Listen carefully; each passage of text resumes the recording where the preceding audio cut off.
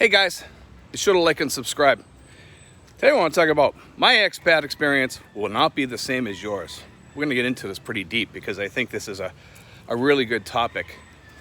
A lot of people that come over here, they expect heaven on earth over here. Because they hear all these stories from people that exaggerated them, usually from the military. And they exaggerate these stories about what the Philippines and the South Pacific was all about. We've heard them from our fathers, from our friends, from our uncles, and all that. And can it be like that? Hell yeah, it can be. It can be a lot of fun over here in the Philippines. You know, it's a beautiful place. It can be paradise, but it can be your hell too. And, you know, we've talked all about the planning and everything, but a lot of it is also who you hang out with over here and what you make of that, okay? A lot of guys over here, they get in trouble for one reason or another. Most of the people that I've seen get in trouble were people that kind of went off the beaten path a little bit, you know what I'm talking about. They got involved with the wrong type of woman in the wrong place, in a red light district maybe, something like that. Something happened, maybe they got robbed. Maybe they started dating the girl took off with all their money or did something to them, maybe caused them a lot of legal issues or what have you. These are things that happen here. And it doesn't always have to be like the girl that you think it's going to be. It could be any type of girl, you know, over here, because everybody's different. Everybody has a different personality, but most of the girls over here are decent people. They're good, decent women, but you really have to seek them out, okay? And when you find one of those women, they're awesome, okay? And that's what I mean by my experience is going to be different than yours. Now, I'm not saying every girl's going to be perfect. Mine's not perfect by any means, and neither is anybody else's here. But there are some decent women here. You're going to have your problems. You're going to have your days. I've had mine. Trust me. You know, we've all been there. But I mean, overall, my girlfriend's pretty decent. She has her issues, but, you know, we work through them just like I have my issues and I work through my issues. Doesn't mean it's an end of everything. But when you run into the wrong girl or the wrong friend or what have you, it can end in a really bad way sometimes. Sometimes things happen over here. Or it's just like you go to the wrong place or something and you put yourself in a bad position. There was a story the other day I was hearing about there's somebody riding around, I guess, in Manila in a truck. And I guess they're pretending to be police officers or something. And they're telling expats to get in the truck. And they're acting like police officers, okay? And they're kind of shabbily dressed like police officers. And they're going around at night doing this when people are coming out of restaurants and bars or coming out of a hotel or something, or they're out stretching their legs or whatever on the street. And they tell them to get in the car. I haven't heard of anybody getting in yet. Most of the expats have been pretty smart, but I've heard this story several times. Okay, somebody else was telling me a similar story, but it wasn't with cops. It was two guys telling somebody to get inside the truck. I think it might be the same people. But anyway, what happened was the guy didn't get in. He was lucky he didn't. But these are the types of things, some people that come over here that are older, some of them can be very trusting. And I've talked to a few of these guys, and they think it's heaven on earth over here. And it's not. It's what you make of it.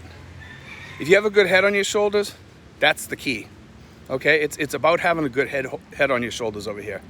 And I see a lot of these older guys that are coming here, underfunded, no emergency money, things like that. Those are people that put themselves in a really bad spot. Here's the thing, and this is what I always impress this upon you guys because it's key and it's important. The more money in your budget each month, the more likely you are to survive and make it over here. If you come over here with income, and when I say budget, I'm talking about income too, okay? Okay, so if you come over here with $3,000 a month income, you're gonna do well because you're gonna be able to save some of that money. You're gonna be able to build an emergency reserve. You're gonna be able to do all the things that I talk about in my videos, okay? A lot of people don't do that. They come over here, they're on a $1,200 budget or income or whatever, and they think they're gonna make be a-okay over here. Now 1,200, yeah, you could do it over here. There's people that can do it, and you can make out over here if you know what you're doing and you have reserves, okay? But most of these guys don't have that reserves. So how can they save when they're on 1,200? They have to cut back more and live on an $800 budget, which is pretty hard. People, unless you're alone, single, and you don't have a girlfriend or something like that, or you just date your girlfriend once in a while or whatever, okay, then you might be able to make it. But it's getting harder over here. Here's why. Over here, it's getting rough because of the inflation. I'm watching prices go up precipitously over here.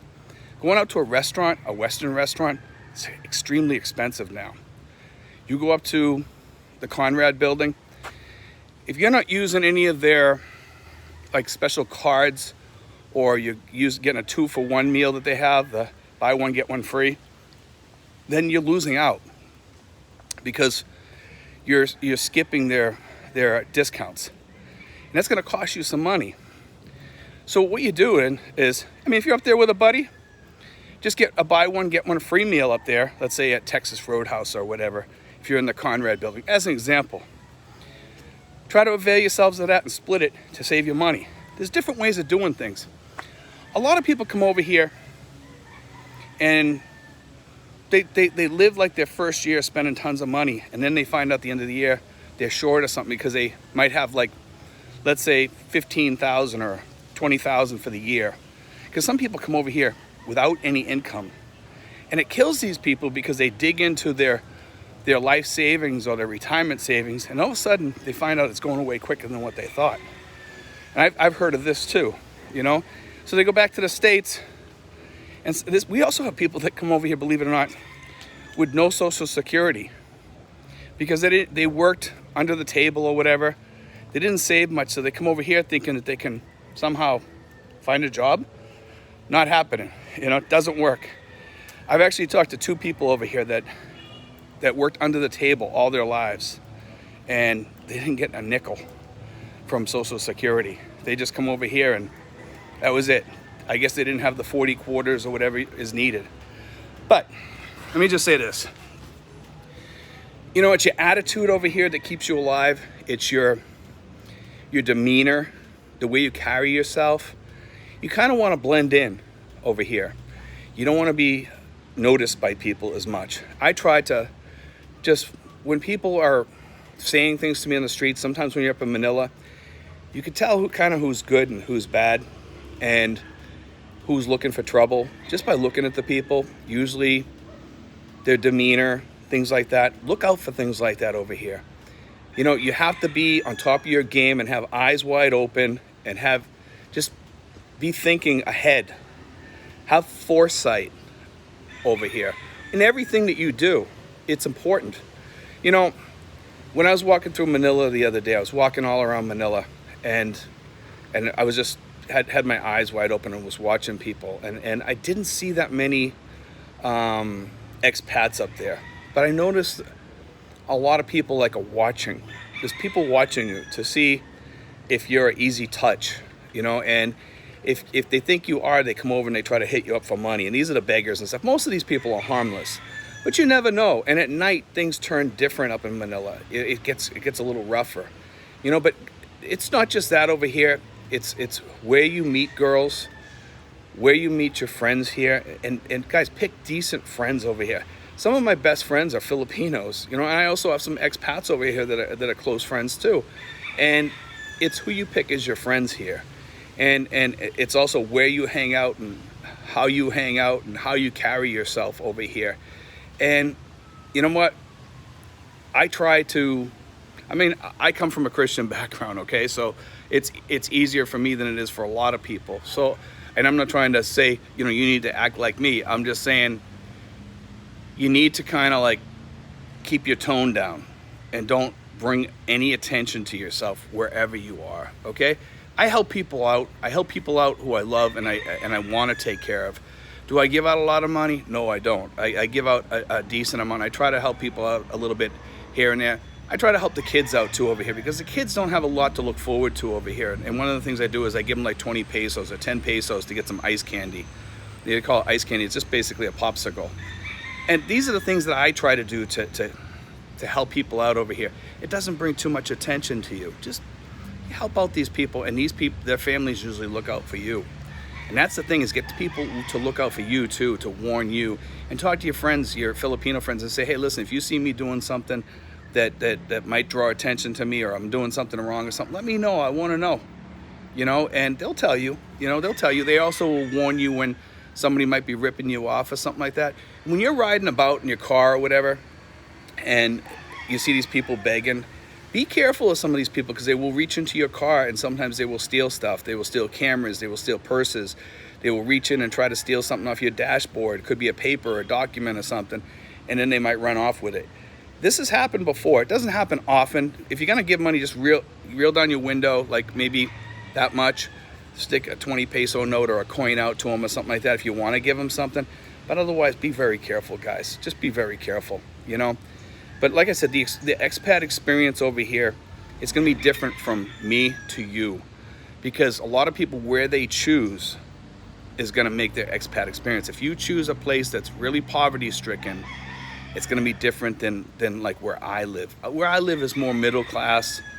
It's a different lifestyle. Most of the people are educated there. I got the mayor that lives next to me. I got people over in the next street. They all got college educations and stuff. And on my street, most of the houses are good sized houses, and they're nice people. They're very, very, very nice people. We have a college professor that lives the next street over. We just have a great neighborhood. That's what's gonna make your experience better. I mean, I stop and I talk to my friend. She used to be a theology professor at a Catholic college, okay? And we have some good talks. She likes to talk religion. I talk religion with her too, so we have a good time. Sometimes we'll sit there and we'll talk for like a half an hour or an hour or whatever. And she's just a great woman to talk to, because she's kind of fun, and we both have a lot in common and stuff. So it's a blast to talk to her. But this is what's going to make your life. Make friends that blend with your personality, and that's what's going to make your life. That's what's going to make you happy.